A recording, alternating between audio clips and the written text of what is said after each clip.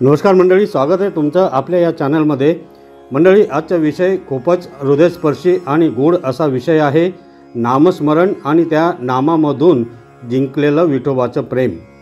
तर मंडळी, विठोबाला जिंकण्यासाठी ना मोठं वैराग्य लागतं ना मोठं ज्ञान, त्याला लागतो फक्त नितांत निरंतर नामस्मरण। हा विठोबा ना सिंहासनावर बसलेला राजा आहे ना कोपऱ्यात ठेवलेला दगड, तो प्रेमाचा देव आहे जो ओठांवर येणाऱ्या नामामधून विरघळतो।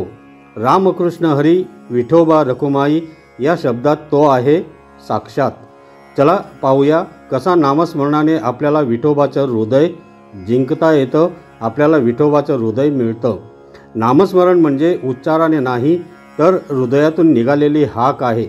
हरी असं म्हटलं की तोंड फक्त हलत नाही तर मन हलवतं आणि आत्मा त्या नादात एकरूप होतो। संत तुकाराम महाराज म्हणतात, पुढे नाम मागे नाम चोहीकडे नाम, नामातच माझं जीवन रमलं। हे नाम म्हणजे एक मंत्र, एक जप, एक भक्तीचं तत्त्व। नाम म्हणजे विठोबाशी सततचा संवाद। या जगात प्रत्येक गोष्टीसाठी साधनं लागतात, विद्येसाठी अभ्यास लागतो, पैशासाठी मेहनत लागते, पण विठोबासाठी फक्त नाम। संत म्हणतात, हरिनामाचा महिमा थोर, विठोबा प्रगटतो तिथंच फार। विठोबाचं हृदय कोणतीही पूजा, यज्ञ, उपवास नाही, हे सगळं दूर लोटतं।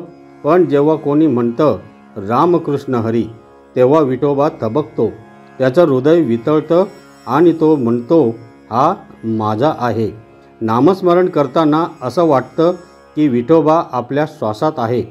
प्रत्येक हरीमध्ये एक गहिवर आहे, एक शांत स्पर्श आहे।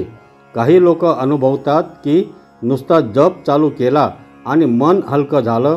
काहींना वाटतं विठोबा माझ्या डोळ्यापुढे उभा आहे। हे अनुभव कल्पना नाहीत, हे नामस्मरणातून मिळालेले प्रकट सत्य आहेत। शब्द उच्चारले गेले पण त्यातून भाव जागृत झाला आणि त्यातून देव जिंकला गेला। संत तुकाराम महाराज, संत ज्ञानेश्वर महाराज, संत नामदेव महाराज, संत एकनाथ महाराज या सगळ्यांनी एकच सांगितलं, नामाशिवाय नाही थारा, नामातच विठोबा सारा। संत नामदेव महाराज म्हणतात, हरिनामात विठोबा नित्य नाचा माझ्या ठाई। त्यांच्यासाठी विठोबा मंदिरात नव्हता, तो त्यांच्या जिभेवर होता। नामात फक्त जपत राहिला आणि विठोबा त्याच्या मनात नांदू लागला। हे साधं वाटतं पण हेच भक्तीचं गूढ आहे। देव त्या ठिकाणी नाही सापडत जिथे शोधलं जातं, तो तिथं भेटतो जिथं नाव घेतलं जातं, ओळखीने आणि प्रेमाने। ज्याचं मन सतत नामस्मरणात आहे त्याला कोणतीही भीती राहत नाही। दुःख येतं पण भिडत नाही, संकट येतं पण पचतं, कारण तो माणूस सतत विठोबाच्या संपर्कात असतो नामामधून। हरी म्हणाल्याने संकट हलकी होतात, हरी म्हणाल्याने अज्ञान दूर होतात, हरी म्हणाल्याने आत्मा जागा होतो। विठोबा हा नामात बांधून घेतला जाणारा देव आहे। तो चातुर्याने नव्हे तर श्रद्धेच्या नावाने जिंकला जातो। आज मन बेचैन आहे, तणाव, चिंता, गोंधळ वाढलेत, अशा वेळी नामस्मरण हेच एक उपाय आहे, ज्याचं कुठलंही साईड इफेक्ट नाही, फक्त पीस इफेक्ट आहे।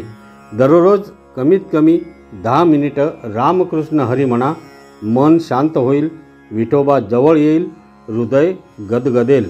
नामस्मरण म्हणजे दररोज थोडा वेळ विठोबाच्या हृदयात प्रवेश करणे। तर मंडळी, जग जिंकायला शस्त्र लागतात पण विठोबाचं हृदय जिंकायला फक्त नाम लागते।